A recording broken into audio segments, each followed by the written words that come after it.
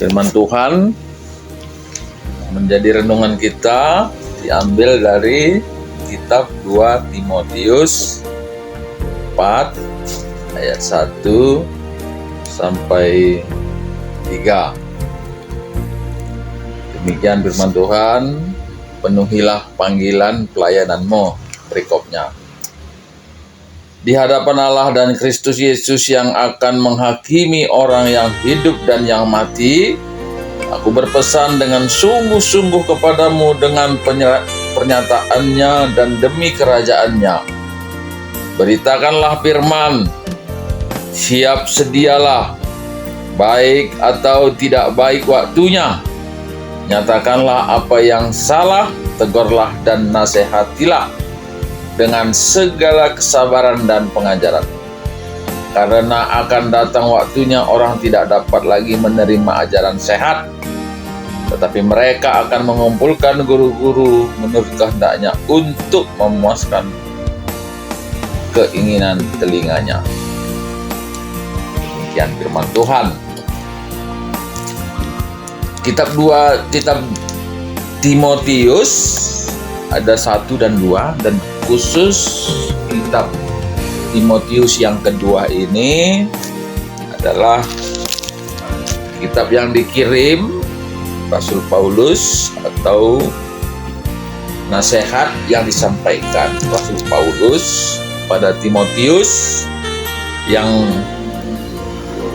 kondisinya waktu itu adalah orang yang masih muda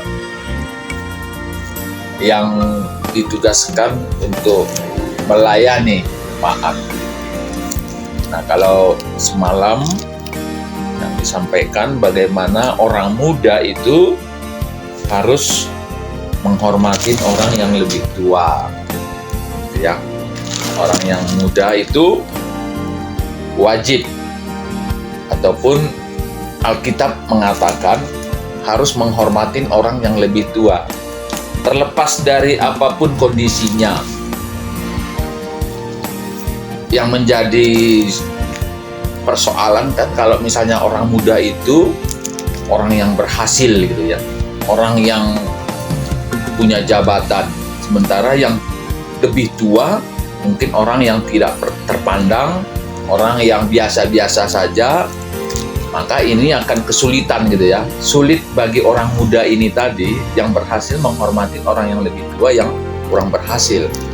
Yang bisa melakukan itu kalau ada kerendahan hati. Maka dalam bagian itu juga disebutkan untuk merendahkan hati. Nah, sekarang bagaimana kalau orang muda yang kondisinya biasa-biasa terhadap orang tua yang mungkin orang yang terpandang, orang yang berhasil, orang yang punya kedudukan, kita begitu mudah untuk menghormatinya. Tapi bagaimana dengan menasehatinya? Mudahkah? Nggak mudah. Orang yang berhasil, orang yang kaya, orang yang pejabat itu orang yang seringkali menganggap dirinya itu sudah serba tahu dan sulit menerima pendapat dari orang lain, apalagi orang itu lebih muda, apalagi orang itu orang biasa dalam konteks dunia. Dalam konteks dunia itu orang memandang dari apa yang ada dalam dirinya, apakah pendidikannya, apakah jabatannya, apakah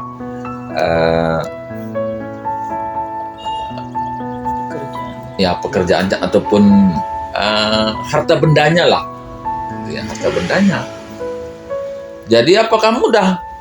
Enggak mudah, susah. Dan itu juga yang sering kali dihadapi gereja-gereja. Kenapa? Nah, khususnya GBKP. Seringkali yang menjadi pertua diaken itu orang pejabat, baik yang masih aktif maupun yang sudah pensiunan, yang punya pengalaman. Mudahkah menasihati mereka? Susah. Apa yang perlu dinasihati? Karena mereka seringkali membawa gitu ya, membawa cara kepemimpinan sekuler atau pemimpinan di pekerjaan mereka kepada gereja. Dan itu salah. Mestinya gereja itu menerangi kepada sekitarnya gitu. Jangan dibalik. Sehingga kepemimpinan gereja itu bukan lagi kepemimpinan yang melayani, tapi kepemimpinan yang dihormati. Nah, itu yang jadi persoalan. Nah, dalam kitab ini Rasul Paulus mengingatkan, memotivasi, mengedukasi si Timotius yang muda waktu itu untuk tetap menyampaikan firman Tuhan, memberitakan firman Tuhan kapan saja, baik apapun tidak baik waktunya. Karena dalam kondisi yang seperti tadi ya, kita orang muda yang tidak terlalu terpandang, hidup biasa-biasa saja. Ketika kita ingin menyampaikan sesuatu kepada orang yang lebih tua, orang yang punya pendidikan lebih besar, lebih tinggi, punya lebih kaya, apakah ada kesempatan? Tak pernah ada. Tidak akan pernah ada kesempatan itu. Maka sampaikanlah, maka Roh Kuduslah akan bekerja. Ya, Roh Kuduslah akan bekerja. Seringkali kita menyampaikan firman Tuhan ini dengan berbagai cara dan mencari kesempatan kalau kita nanti sudah punya kemampuan yang hebat dalam menyampaikan firman Tuhan lah, sehingga yang bisa didengar orang itu keliru.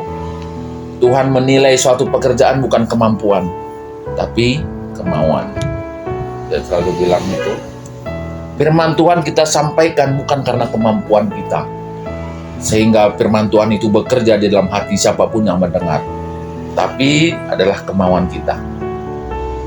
Dan itulah yang sebetulnya seringkali tidak disadari oleh orang Kristen yang sudah berpuluh-puluh tahun menjadi orang Kristen. Ada yang sampai 70 tahun, 80 tahun asik mendengar saja. Kenapa? Karena dia menunggu waktu yang terbaik, yang menurut dia mampu menyampaikan firman Tuhan itu yang cukup baik. Enggak akan pernah.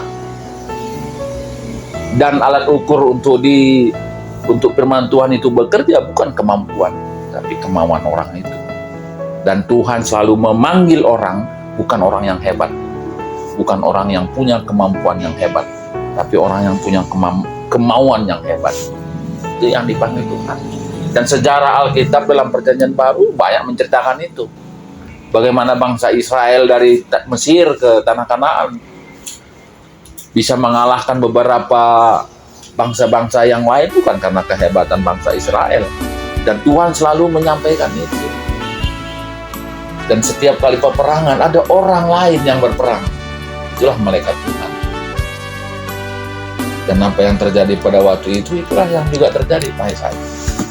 Maka kita pun jemaat, ya, baik kita sebagai jemaat biasa atau siapapun yang menjadi orang yang Kristen, seperti Rasul Paulus bilang kepada Timotius, dan itu juga kepada kita semua, beritakanlah firman Tuhan,